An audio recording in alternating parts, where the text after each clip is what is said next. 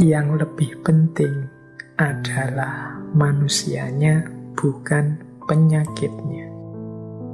Yang pertama apa? It is far more important to know what person the disease has than what disease the person has.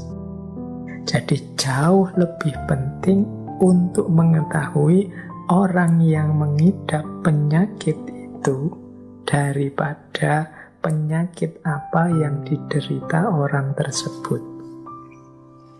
Nah, ini kebijaksanaan yang pertama ini menyarankan kita, termasuk khususnya para dokter, para penyembuh, untuk memahami tipe orang yang sakit ini. Tipe orang yang sakit ini lebih penting dipahami daripada penyakitnya, itu mudahnya. Mengapa? Ya kadang-kadang cara berpikir, cara berperilaku, cara bertindak orang ini kalau tidak diubah, ya penyakitnya tidak akan hilang. Jadi dikasih obat mahal-mahal, tapi kalau gaya hidupnya tidak berubah, ya penyakit itu pada akhirnya akan kembali lagi. Jadi lebih penting kita pahami ini orang ini seperti apa gaya hidupnya, tipe orang yang cara berpikirnya bagaimana, dan lain sebagainya. Kalau orangnya misalnya, saya tidak percaya, dokter tidak percaya obat, ya meskipun sama dokternya diberi obat, dia tetap tidak akan diminum, dia tidak percaya.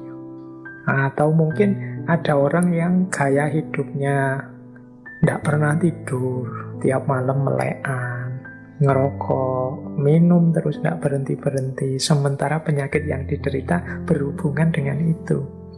Kalau gaya hidupnya tidak dibereskan, ya tidak akan ketemu yang namanya kesehatan dan kesembuhan, meskipun bolak-balik atau tiap hari minum, mengkonsumsi obat-obatan sesuai dengan penyakit yang dia derita. Jadi yang pertama penting kita kenali adalah orangnya. Makanya di quotes kedua itu, sebelum engkau menyembuhkan seseorang, tanyakan kepadanya apakah ia mau meninggalkan segala yang membuatnya sakit. Nah ini penting, karena sakit itu kan selalu ada sebabnya. Maka ayo kita tanyakan para dokter pada pasien-pasien kita, mau tidak meninggalkan yang membuatnya sakit. Misalnya tadi gaya hidup, mau nggak mengubah gaya hidup. Misalnya tadi pola makan, mau nggak memodifikasi pola makan. Misalnya tadi karena kurang gerak, kurang keluar kena matahari, mau nggak keluar-keluar biar kena matahari. Ini penting ditanyakan pertama-tama. Kalau dia tidak mau, lah ya mau gimana lagi? Mungkin dia cuma milih sakit, tidak mau dengan solusinya, atau mungkin dia pingin kayak tadi orang jenis apa tadi, jenis flekmatis tadi, yang sudahlah saya sudah nyaman dengan kayak gini, tiap hari saya sudah enaknya itu ya habis nongkrong, ngopi, ngerokok, main HP, ya sudah tidak bisa diubah-ubah lagi, sudah nyaman seperti ini misalnya. Ya kalau memang orangnya tidak mau berubah, diberi obat berapapun, ya nanti penyakitnya akan kembali lagi, karena dia tidak mau meninggalkan apa yang membuatnya sakit. Jadi ini penting, kita juga begitu.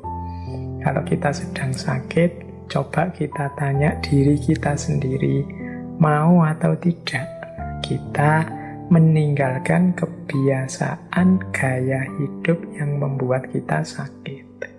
Kalau jawabannya tidak mau, berarti kita harus siap-siap menguatkan diri untuk menanggung sakit itu. Wong hidup ini ada sunnatullahnya. Pak, saya tidak takut dengan penyakit, Pak. Saya takutnya dengan Allah saja. Sebenarnya kalimat itu benar, tinggal dilanjutkan. Kalau sudah takut dengan Allah, yang harus dilakukan apa?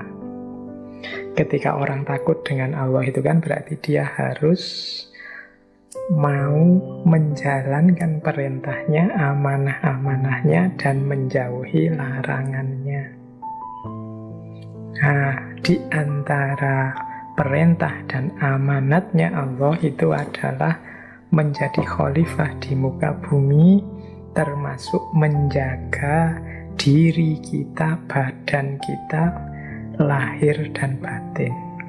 Tubuh kita, lahir batin ini kan amanat dari Allah yang harus kita jaga, tidak boleh sembrono, kita awur-awuran sehingga sampai sakit dan rusak. Wong ini titipan dari Allah. Jadi memang kita harus takut dengan Allah, antara lain takut Allah murka kalau kita tidak menjaga amanatnya berupa tubuh ini, lahir dan batin. Di antara ikhtiar kita menjaga kalau pandemi ini ya seperti yang disebut dalam prokes tadi. Tapi kan tidak mesti aman Pak pakai prokes itu. Wong banyak yang sudah vaksin, sudah ya masih kena. Ya sejauh ini ikhtiar yang bisa kita lakukan itu. Ya nanti kalau ada yang lebih baik dari itu, bisa lebih menjamin, kita harus ganti ke sana. Itu diantara cara kita takut kepada Allah. Jadi bukan kok takut kepada Allah itu dengan cara kemudian justru menjauh dari amanahnya Allah untuk menjaga kesehatan tubuh ini. Justru karena kita takut Allah murka, kita jaga kesehatan kita. Baik, terus ada lagi petunjuk dari Hippocrates. Natural forces within us are the true healers of disease. Kekuatan-kekuatan alamiah dalam diri kita itu adalah obat yang sejati dari penyakit. Nah, ini dalam tubuh kita sebenarnya ada mekanisme untuk menolak penyakit. Ada kekuatan-kekuatan fisik, kekuatan-kekuatan yang memang menjadi fitrah manusia, sunnatullah manusia, mungkin dalam bentuk imunitas, dalam bentuk daya-daya tertentu yang teman-teman kedokteran mesti lebih tahu, yang ini bisa menyembuhkan penyakit. Hanya saja kadang-kadang memang kita sendiri yang mengacaukan ritmenya dengan cara hidup yang salah, sehingga penyakit akhirnya mudah masuk dalam diri kita. Berarti jalan keluar dari penyakit itu antara lain kita hidupkan natural forces, kekuatan-kekuatan natural yang alami dalam diri kita. Kita jaga keseimbangan dan harmoninya. Tidak kita rusak dengan mungkin makanan, mungkin gaya hidup, dan macam-macam yang merusakkan. Jadi ternyata memang kesehatan itu kuncinya lebih banyak pada manusianya, bukan pada penyakit.